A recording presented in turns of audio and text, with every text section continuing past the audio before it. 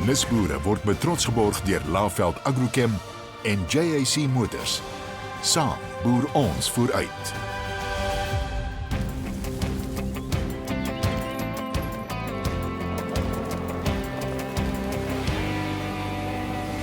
Hier sal jy boer, dit is jou land, dit is die plek, wat jou hart dood maak, hier sal jy boer.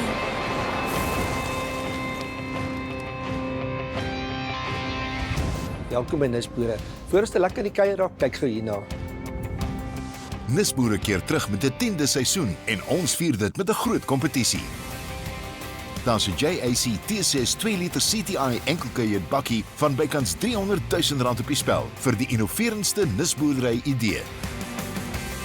Stuur jou niskonsep via stemnota of selfie video voor 31 Julie.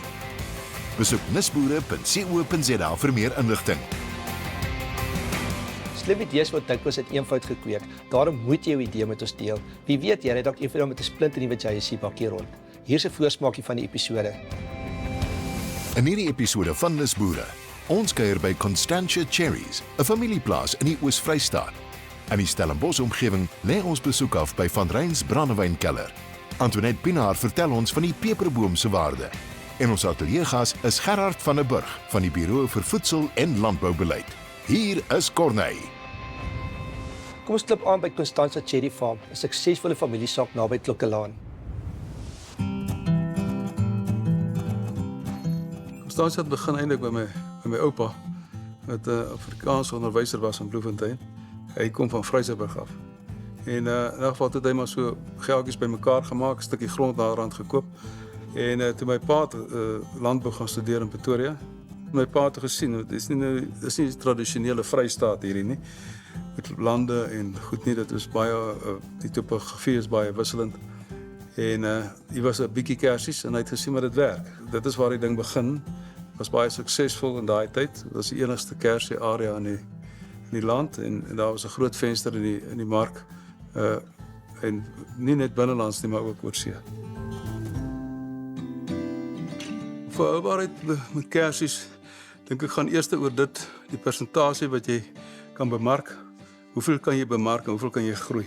En hoe gereeld kan jy 'n drag hê? En dit is als dinge wat tot 'n groot mate deur jou as boer gemanipuleer moet word. Maar daar is sekere dinge wat jy niks aan kan doen nie, so dis klimaat. So dit gaan baie oor koel winters, nie laat ryp kry nie. Haal kan 'n ou nette opsit en alles baie goed wat jy kan doen om elke jaar 'n oes te hê. Maar die grootste probleem wat ek dink die kersiebedryf in gehele wêreldwyd sukkel is reën wanneer jy moet oes. En dit kan die hele oes amper uithaal as jy vir 2 of 3 dae mekaar reën kry. So die volhoubaarheid wat ons doen is probeer maar soveel meer die grond gesond hê, die bome gesond hou. Ons gebruik baie min chemikalieë, ons gebruik meestal biologiese beheermiddels en dit hou dan die hele balans van mikroorganismes, predatore, al daai dinge in stand. In die ou dae het ons net met 5 variëteite geboer. En ons het nou nog van hulle wat al van 1914 hier in Klokkelaan area geplant was. Maar daar's baie nuwe variëteite, baie. Is nie 'n ding so baie maklike ding om kersies te groei nie. Ek dink dit is hoekom dit een van die duurste vrugte is op. Eerstens omdat dit die eerste vrug is van die seisoen. Tweedens is baie goeie gesondheidseienskappe, baie antioksidante in, baie ryk aan vitamiene, kalsium, dit het baie pynstillende middel is ook in. En en daar is kersies is nie net gesond nie, maar is baie lekker om te eet. En die mense geniet dit. Ja, kersies word met die hand geoes, omdat dit baie maklik kan beskadig. So dit word aan die stingel geoes en dan word dit in houers gesit en dit word vervoer na die pakstoor toe.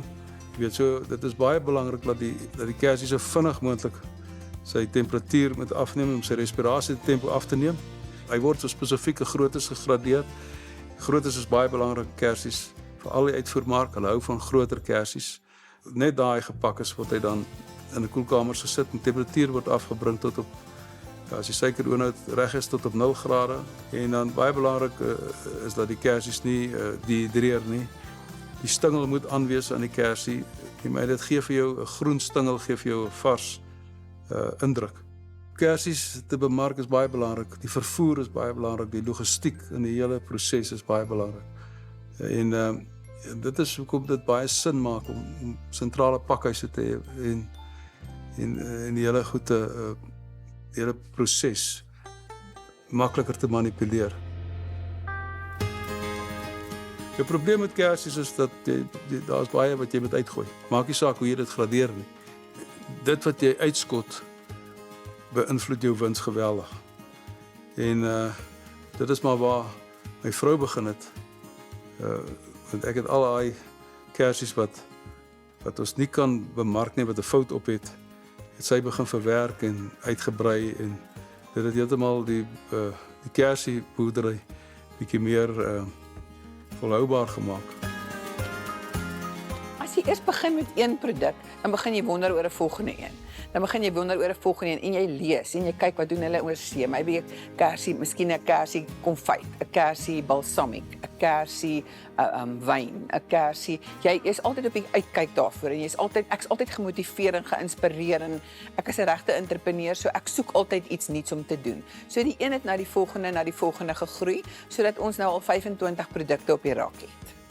As hulle by Constantia Padstal kom inloer, gaan hulle 'n baie lekker kersie produkte proe kan doen, waar hulle al die produkte kan proe.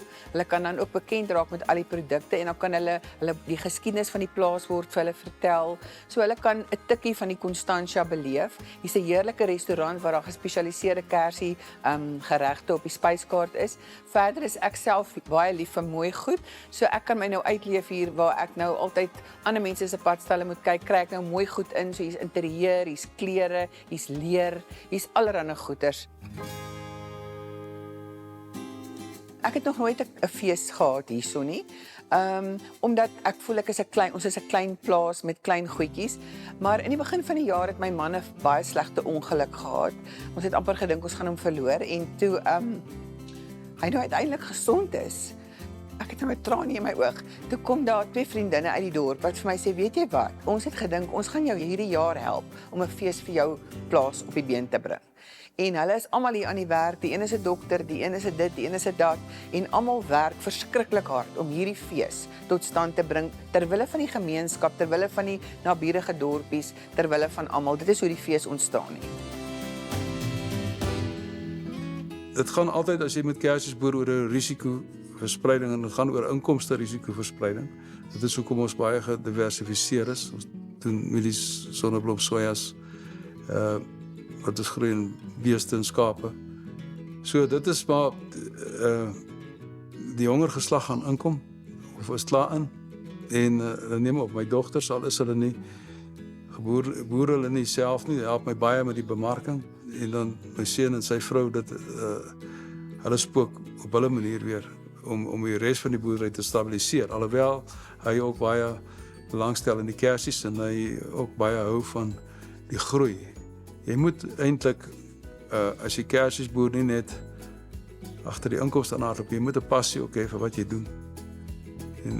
En dit is belangrik. As jy nie die passie het nie, gaan jy dit nie maak nie. Net hierna, Van Reyns Brandewijnkelder. Nisboere word met trots geborg deur Laveld Agrochem en JAC Motors. Nisboere word met trots geborg deur Laveld Agrochem en JAC Motors. Welkom terug julle. Nou is dit tyd vir ons weeklikse Kraaikuier met Antoinette Pinaar.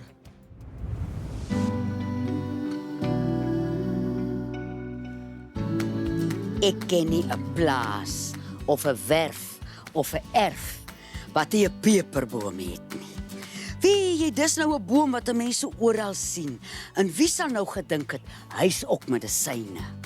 In die ou dae die mense mos nou nie, as jy nou hier op 'n plaas sterf, dan ons nou nie vrieskaste gehad nie, maar die mense het hier gewag en het hom toegepak in peperboomtakke wat help dat die liggaam langer hou en dat die vliee ook nie so lastig is nie.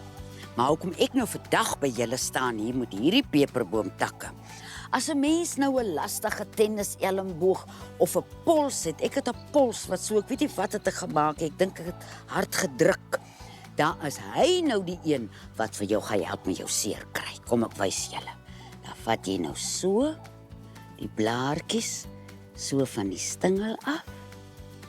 En nou kyk 'n mens nou natuurlik. Kyk, as jy nou jou knie of jou elmboog gaan 'n pap maak, gaan jy nou sê nou maar seker hoeveel van hulle sal ek dan 8 of 9 of 10, maar vir my pols is hierdie heeltemal genoeg. En onthou tog terwyl hierdie krye nou so op die grond val. As ons klaar met krye gewerk het, ons gooi hom nooit weg in die vullisdrom nie, want dit is nie vuil goed nie. Sit hom terug in die tuin. So as jy klaar is met hierdie, gaan jy hom ons in die tuin sit, maar voor jy met hom klaar is, sit jy hom in 'n plat enamelbak en jy sit bruin asyn bo-op hom. En daar laat lê jy hom so vir 'n halfuur. Nou pak jy 'n handdoek hier op die grond uit met jou lap en jy pak die blaartjies so op die lap neer, dan draai jy hierdie pols van jou so toe, hierdie een wat so seer is. En as hy nou vannag aan die pyn raak, moet nou nie opvlie en die ding afruk nie. Hy pyn 'n bietjie, hou maar 'n bietjie uit. En môreoggend sal jy voel, daar waar die beweging so seer was gister, is die beweging makliker. En as jy nou kry, hier sit van die blaartjies vas op jou vel, los hom net daar. Dit beteken, hy doen nog sy werk. So vir daai hardnekkige pyn wat jy so wens wat kan weggaan. Hier is die kry, ons lieflike peperboom, wat vir jou van jou pyne gaan verlos.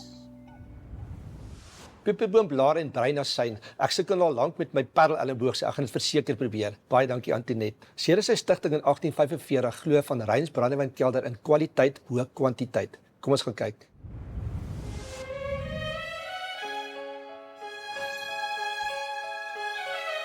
Van Ryn brandewyndistilleerdery dateer terug na 1845 toe Jan van Ryn in die Kaap aangekom het.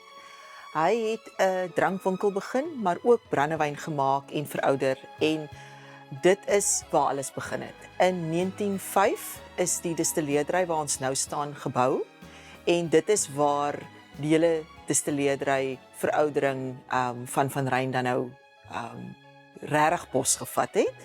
En van die begin af het Jan geglo dat kwaliteit van brandewyn is verskriklik belangrik en dit kry jy net wanneer jy brandewyn vir 'n lang tydperk verouder. So ons glo nog steeds dat brandewyn moet 'n lang tyd in hout spandeer om regtig te ontwikkel na die beste wat daar is. En dit is hoekom ons hele reeks bestaan uit 10 tot 20 jaar oue brandewyn.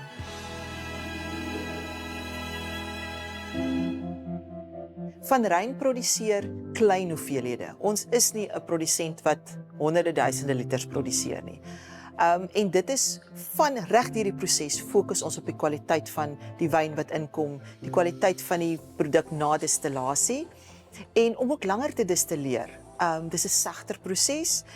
Die vate wat ons gebruik tydens veroudering speel 'n massiewe groot rol en ook ons is in 'n koeler klimaat met ook meer vog, so jy kry ook 'n bietjie stadige verouderingsproses wat ook dan jou geure meer geïntegreerd maak en dan die vermengingsproses. Dit is waar die groot geheim inkom wat jy bymekaar sit om daai unieke produk te produseer. Brandewyne oor die wêreld verskil die regulasies rondom brandewynproduksie. So ons voldoen aan konjak. So wat ons produseer is Suid-Afrikaanse konjak. Ons produksieproses is presies dieselfde en alles moet van druiwe afkom. Dit moet gedubbel distilleer word, dit moet in eikenhoutvate verouder word. Waar in ander dele van die wêreld kan jy neutrale spiritus gebruik, jy kan kleursel en geursel bygooi en jy kan dit 'n brandewyn of 'n whisky noem. So dit is hoekom Suid-Afrika die beste brandewyn in die wêreld konstant produseer, omdat ons daai regulasies het waaraan ons voldoen. Die wetenskaplike gedeelte van brandewyn maak is distillasie. Dis 'n proses, dis 'n formule, jy werk op temperatuur en alkoholsterkte. waar veroudering is waar die kuns inkom. En dit is waar ons bepaal ons hoofsaaklik Franse eikehout gebruik, want jy kry daai mooi vanilla karakters, jy kry mooi koffie, neut tipe karakters. So ons koop tweedehandse vate uit die wynbedryf uit in. Ons het eie kuipery op site. En hulle neem dan die vate, haal die vate uit mekaar, hulle skuur die binnekant van die vat uit, en dan rooster hulle weer die binnekant van die vat. So dan is dit in effek 'n nuwe vat. Daar is nie 'n instansie in Suid-Afrika waar iemand kan gaan leer hoe om 'n kuiper te word nie. So die kuipers wat ons op die perseel het, ons het 20, baie van hulle het hier begin toe hulle 16 of 18 was en hulle is nou 56, 58, baie naby aan aftrede. So hulle lei nuwe kuipers elke jaar op. En dit neem 3 jaar om te leer hoe om 'n volwaardige kuiper te word.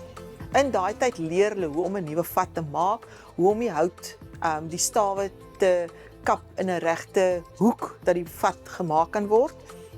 Hulle maak ook hulle eie tools wat hulle dan gebruik in hierdie proses. So dis hoekom dit so lank neem om hulle te leer, want hulle moet alles self maak en daarna word hulle dan nou deur die kuiperybestuurder afgeteken as hulle is bevoeg en dan kan hulle dan 'n kuiper wees.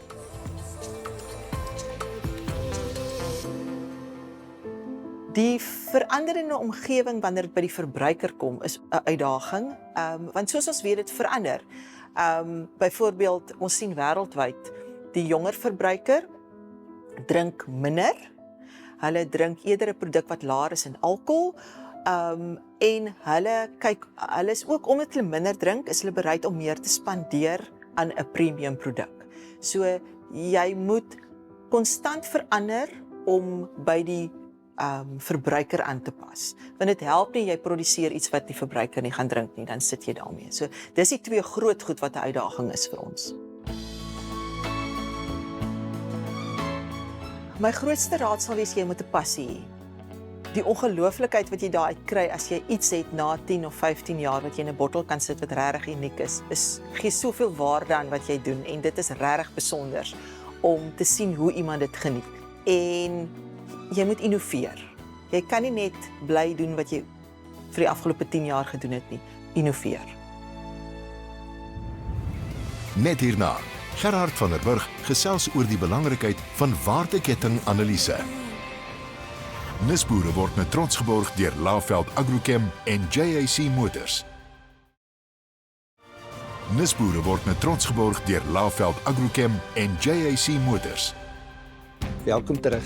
Gerhard van der Burg van die Buro van Voedsel en Landboubeleid is ons ateljeegas vandag. Gerhard, welkom hier by ons. Dankie Corneille, heerlik om hier te wees. Gerhard, jy is direkteur by BFAP groep, maar vertel ons eers inleidend wat presies doen jy? So dis 'n redelike komplekse stuk werk wat ons doen. Ons is 'n groep van 25 analiste en navorsers. Binne in BFAP het ons verskeie divisies wat fokus in verskillende dissiplines. So ek self is 'n landbouekonoom. Ja. Maar ons het statistikuste, bedryfsingenieurs en al hierdie verskillende dissiplines kom bymekaar. Ek self werk baie sterk aan die produksie-ekonomie kant en dan ook binne geïntegreerde waardeketting-analise. Ons het 'n stelsel ontwikkel omtrent so 10 jaar terug en ek is baie nou betrokke by dit en ons praat van spearhead eintlik baie van die innovasie wat moet gebeur binne in datastrukture en stelsels van landbou. Ja. So hoe bring jy die, kom ons sê die teorie en die data en analises meer na by die praktyk uit? Ons probeer dit baie prakties maak. Ons probeer dit vat van primêre produksievlak af tot by die finale besluitnemer en baie keer is dit eintlik die ketting wat hierdie gedeelte losmaak. Jy weet, dit is 'n gesprek meer as iets anders en vir ons is dit baie belangrik om dit nie net te praat nie, maar om dit te kan uitleef op grondvlak. En dis nou natuurlik waar ek ook inkom. 'n kliënteboer, hoe gaan hy, wat so waarde gaan jy vir hom ontsluit? Of hoe gaan hy kan nutput uit wat jy doen? So mark, ek dink is seker die belangrikste gedeelte binne in hierdie hele ketting en van ons kant af is dit eintlik waar ons begin, is die markgedeelte. Ja. Begin daar, weet dat hierdie ding moet getrek word, jy kan dit nie stoot nie. En om dit te modelleer binne in 'n komplekse noem dit nou maar internasionale arena waarin landbou eintlik is, nee. Binne in hierdie waardeketting-analise wat ons doen en die stelsel wat ons hardloop, probeer ons juis fokus op dit en ek dink daar's soveel goeie voorbeelde hierso. Ek vat iets soos glas, jy weet, ons vervaardig glas, maar op 'n kol dan moet jy roumateriale invoer. As daai roumateriale ingevoer moet word, gaan die prys van daai botteltjie effektiewelik duurder word. En weer eens aan die markkant, hoe beïnvloed dit die verbruiker? Want as ons praat van besteedbare inkomste, as daai besteedbare inkomste nie groei nie, het dit 'n geweldige impak op jou hele eintlik op jou hele geleentheid wat jy het as 'n entrepreneur eintlik, as 'n nisboer. Maar jy lig net eintlik eers te weet as daar, ek bedoel, veranderinge in tendense is, veranderinge in kostestrukture, goed, wat obviously wat nou tans in die wêreld gebeur. En dan kan julle daai of hoe is daai inligting beskikbaar vir Jan publiek of vir die boere dat hy betyds kan aksie neem? So ons doen jaarlik 'n bekendstelling wat ons noem die BFAP baseline, maar ek dink die eintlike skakel gaan oor netwerke binne in landbou. Jy weet, daar's verskeie organisasies wat verskriklike goeie inligtingsdienste bied. Ja. En ons groot werk is om ook weer inligting vir hulle te gee wat gebruik kan word ten voordeel van almal. Hoe kan jy dit saamvat dat ou wat kyk sê, okay, maar dankie tog vir julle en is daar 'n behoefte van julle kant tog van beter samewerking, hande vat waar ons kan met julle beter saamwerk of die publiek met julle beter saamwerk, of hoe sal jy dit wil saamvat? Van BFAP se kant af, ons is 'n NPC maatskappy, jy weet, so ons word nie deur enige groot entiteit of universiteit of iemand besit nie. Die hart waarmee ons besigheid doen is vir landbou en die wyeer landbouketting, nie net in Suid-Afrika nie, maar in die res van Afrika, want landbou is die aar. Jy weet, dit is absoluut die aar en om meer saam te werk met, noem dit nou maar, privaat sektor, die publiek wat goeie inligting nodig het, akademici wat baie keer briljante werk doen, maar dit kom nie deur tot die primêre vlak wat dit moet gebruik nie. So ons groot fokus is om daai brug te bou, jy weet, en dit sal heerlik wees om as daar idees is en as daar stukke navorsing is wat nodig is. Ek dink dis baie keer wat ook ontbreek in Suid-Afrika, as daar's sulke goeie navorsers by universiteite. Hulle weet net nie baie keer wat is die probleemstelling nie. Gerard, ja, so kom alle goeie dinge tot 'n einde, maar baie dankie dat jy al daai kennis met ons kom deel het vandag. Dankie Corneille, dit was heerlik om hier by julle te wees. En onthou asseblief om julle nissidees vir ons in te stuur. Gouer ek dit kry, gouer kan ek daarna kyk, maar daai splitte nuwe JSC bakkie soeke baas. Al die besonderhede van die kompetisie is op ons webwerf. Tot volgende keer, mooi loop. Totsiens julle en onthou om ons land se nisboere te ondersteun. Volgende week in Nisboere. Ons kuier by Callow, 'n sonderlinge alwynplaas in die Klein Karoo. Dan is die inspirerende verhaal van So Delicious en George aan die beurt. Moet dit nie misloop nie. Nisboere word met trots geborg deur Laveld Agrochem en JAC Motors. Saam boer ons vooruit.